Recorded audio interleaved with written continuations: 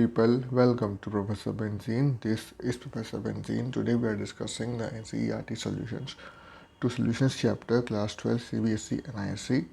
In this video we'll talk about solutions to in-text exercise questions 2, 3 and 4. So let's begin.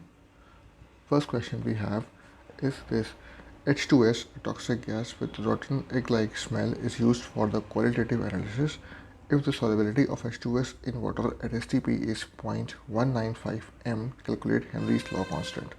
तो हमको solubility दे रखी है 0.195 m और हमें Henry's law constant निकालना है. कैसे निकालेंगे? solubility 0.195 m होने का मतलब है कि 0.195 mole of the solute is dissolved in 1 kg of solvent. अब 1 kg solvent equal to 1000 grams of solvent, जिसको कि हमने वाटर ज्यूम किया, तो 1000 upon 18 number of moles of solvent आ गए 55.55. सॉल्यूट के नंबर ऑफ मोल्स पता है 0.195, सॉल्वेंट के आ गए 55.55. मोल फ्रैक्शन ऑफ H2S निकाल लिया 0.195 अपॉन 0.195 प्लस 55.55 जो आ गया 0.0035. मोल फ्रैक्शन ऑफ H2S पता है. अब प्रेशर एट STP कितना होता है 0.987 पार्स. तो हेनरीज लॉ अप्लाई करेंगे. Pressure of H2S equals to KH times of mole fraction of H2S. Mole fraction of H2S पता है, प्रेशर ऑफ H2S पता है, KH निकालना है. तो KH equals to PH2S upon XH2S 0.987 upon 0.0035 equals to 282 bars. ये इसका आंसर हो गया. Next question we have Henry's law constant for CO2 in water is 1.67 into 10 power of 8 Pascal at 228 Kelvin. Calculate the quantity of CO2 in 500 ml of soda water when placed under 2.5 atm pressure of CO2 at 298 Kelvin. 298 Kelvin पे 500 ml soda water में कितना dissolve होगा CO2 ये निकालना है. और जो pressure इसका KH है दे रखा है Henrys constant 1.67 into 10 power of 8 Pascals at 298 Kelvin. तो कैसे करेंगे? KH हमको पता है 1.67 into 10 power of 8 Pascal और प्रेशर ऑफ CO2 2.5 इसमें ATM प्रेशर दे रखा है, जिसको हमने पास्कल में कन्वर्ट किया कर लेंगे तो आ जाएगा 1.517 into 10 power of -3 पास्कल में कन्वर्ट करने के बाद. और मोल फ्रैक्शन निकालेंगे तो 500 ग्राम्स की बात कर रहे हैं विच इज़ 500 अपॉन 18 तो 27.78 ग्राम्स मोल फ्रैक्शन निकाल लिया. इन 500 ml of soda, so solvent का जो मोल फ्रैक्शन है वो आ जाएगा 27.78. ठीक, इसके बाद मोल फ्रैक्शन आ गया. अब कैलकुलेट करेंगे मोल फ्रैक्शन ऑफ CO2. वो निकालने के लिए N of CO2 upon number of moles of CO2 plus number of moles of water. तो number of moles of CO2 जो है वो बहुत कम है तो नेगलेक्ट कर देंगे, and number of moles of CO2 upon number of moles of water only which is 27.28. यहाँ से कैलकुलेट कर लेंगे नंबर ऑफ मोल्स और इसको मल्टीप्लाई कर देंगे by the given value of KH. तो फाइनल आंसर आएगा 0.0422. यहाँ से कैलकुलेट हो गया.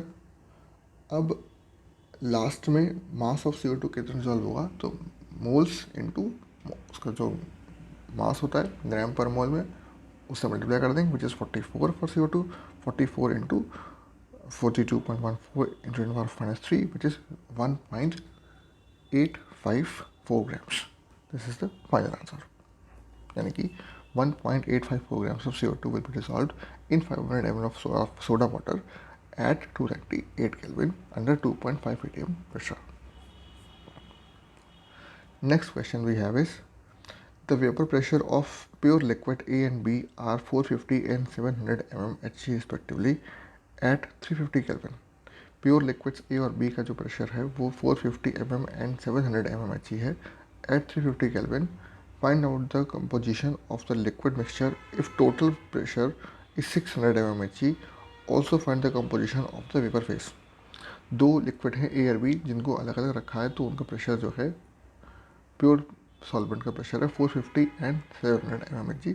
जब कंबाइन कर दिया दोनों लिक्विड्स को तो कंपोजिशन में उनका टोटल प्रेशर है 600 mmHg. Find the composition of the vapour face निकालना है और composition of the liquid mixture, liquid में कौन सा कंपोनेंट कितना ज़्यादा ये भी निकालना है. दो चीज़ें करनी है. कैसे करेंगे कि PA नॉट गिवन है 450 mmHg and BB not given है 700 mmHg. P total given as 600 mmHg. Now we have P total equals to PA plus PB, which is XA PA naught plus 1 minus XA PB naught. तो हम PB को PA के term में ले लिया for the ease of calculation. PA XA naught plus 1 minus XA PB naught. तो PB naught plus PA naught minus PB naught equals to XA. यहाँ से वैल्यूज रख देंगे सारी. PB naught पता है, PA naught पता है, PB naught पता है और XA निकालना है. P टोटल भी मालूम है. तो यहाँ से P टोटल हमने कैलकुलेट कर दिया. 600 equals to 700 plus 450 minus 700 into XA. तो XA आ गया 0.4, यानी कि कंपोनेंट A का मोल फ्रैक्शन जो है XA दैट इज 0.4. अब XB निकालना है तो XB equals to 1 minus XA equals to 1 minus 0.4 तो आ जाएगा 0.6. तो PA equals to PA naught XA.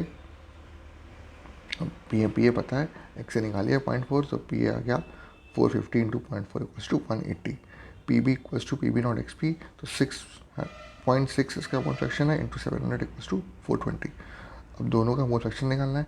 PA upon PA plus PB equals to 180 upon 180 plus 420 जो कि दोनों का रेशियो था. तो आ गया 0.3. मोल फ्रैक्शन ऑफ A आ गया 0.3 और मोल फ्रैक्शन B निकालने के लिए 1 माइनस कर देंगे. 1 माइनस 0.3 इक्वल टू 0.7. तो PA और PB का मोल फ्रैक्शन भी आ गया. कंपोनेंट फेज में 180 और 420 था दोनों का और मोल फ्रैक्शन जो निकाला वो है 0.3 और 0.7 इन द कंपोजिशन. तो ये है सोल्यूशन इसका. Next question is vapour pressure of pure water at 228 Kelvin is 23.8 mmHg. 50 grams of urea is dissolved in 850 grams of water. Calculate the vapor pressure of the water for this solution and its relative lowering. Water का pressure solution में कितना होगा और कितना lowering होगी उसकी, तो उनसे कैलकुलेट करनी है यहाँ पे. तो P नॉट गिवन है 23.8 mmHg for water and wait of solvent is 50 grams which is urea, जिसका कि मॉलिक्यूलर मास जो है वो 60 ग्राम पर मोल होता है और वेट ऑफ सॉल्वेंट है 850 grams which is water which is 18 grams per mole. We have to find PS and P not minus PS upon P not. तो रोल्स लॉ अप्लाई करेंगे इस क्वेश्चन में और 50 into 50 upon 60 upon 850 upon 18 plus 50 upon 60 calculate कर लेंगे. आ जाएगा 0.017. P not minus PS upon P not की वैल्यू जो है वो आ जाएगी 0.017. ये फॉर्मूला यहाँ पे आया हमने P not minus PS upon P not equals to N2 upon M1 plus N2 which is W2 upon M2 upon W2 upon M2 plus W2 upon M1 W1 upon M1. So इसको solve कर दिया and P not हमें पता है 23.8. सो इस value को use कर देंगे in the formula. So we have 23.8 minus PS upon PS equals to 0.017. इसको अगर हम फर्दर सॉल्व कर लेंगे तो आएगा 23.4. तो 23.4 यहाँ से निकल आया PS जो हम vapour pressure for water in the solution PS equals to 23.4. अब यहाँ पे हमें रिलेटिव लोअरिंग निकालनी है. तो लोअरिंग इन द प्रेशर कितना होगा PA not minus PS upon PA not. तो ओरिजिनली जितना गिवन था 23.8 माइनस 23.4 जो कैलकुलेट किया अपॉन 23.8 विच इज़ 0.0172. तो relative lowering will be 0.0172. Now we have next question. Boiling point of water at 750 mmHg is 99.63 degrees centigrade. How much sucrose is to be added to 500 grams of water such that it becomes 100 degrees? तो change में दिया हुआ है 99.63 से 100 लेके आना है. 500 grams of water पे कितना सुक्रोज ऐड करेंगे ये इतना चेंज आए. ठीक है. मास ऑफ वाटर गिवन है 500 which is 0.5 kg. Elevation in boiling point delta TB is given to be 100 minus 99.63 जो पहले से था.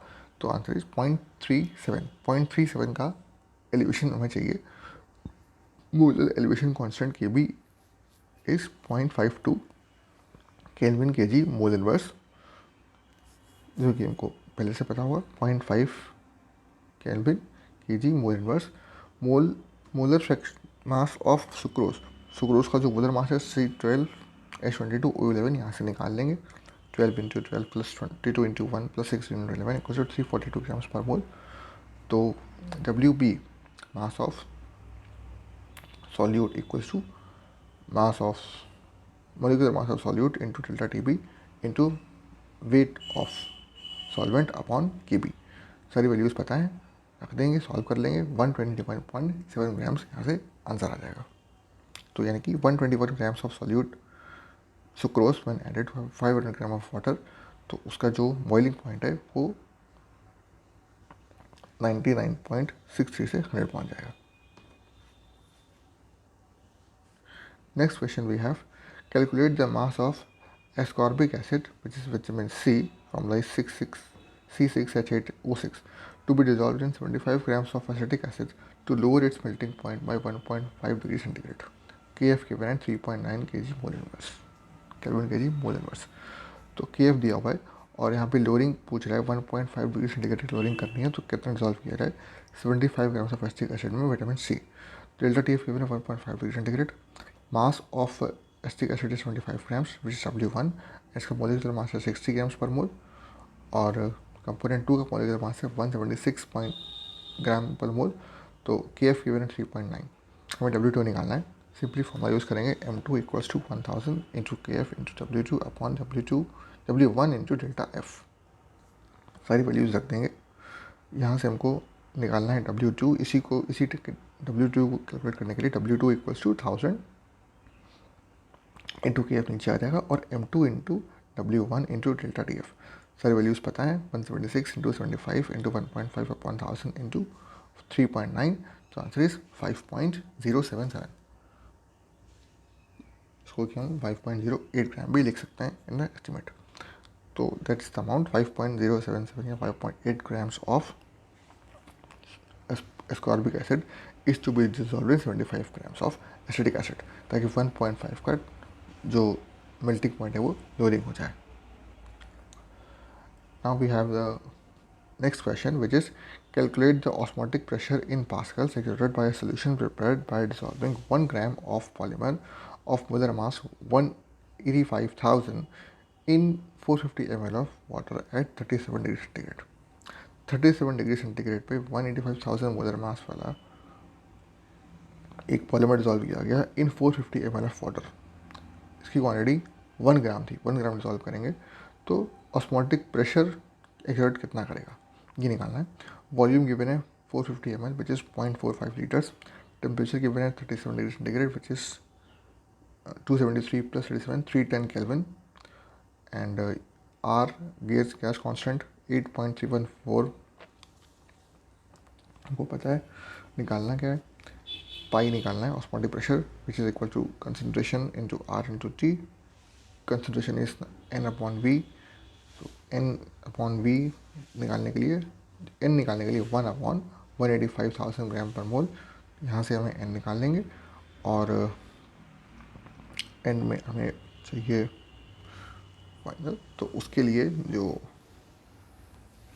आखिरी स्टेप में हमने पाई निकालना है, तो पाई निकालने के लिए 1 इंटू जो वैल्यू है 8.314 into 10 power of 3 pascal litre kelvin inverse mole inverse into temperature 310 kelvin upon 185,000 into 0.450। सारी वैल्यूज रख देंगे।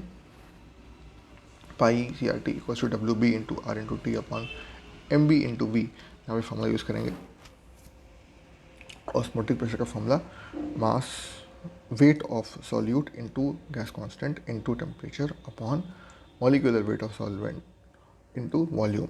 तो वैल्यूज़ पता है हमको सब 1 into 8.314 into 10 power 3 into 310 upon 185,000 into 0.45। सारी वैल्यूज़ रखेंगे, सॉल्व कर लेंगे। 30.96 पास्कल यहाँ पे ऑस्मोटिक प्रेशर आ जाएगा। तो ये इसका सोल्यूशन है। तो दोस्तों इस वीडियो में इतना ही। यहाँ पे इन-टेक्स्ट क्वेश्चन ख़त्म होते हैं। अगले वीडियो से एक्सरसाइज क्वेश्चन सॉल्व करेंगे सब।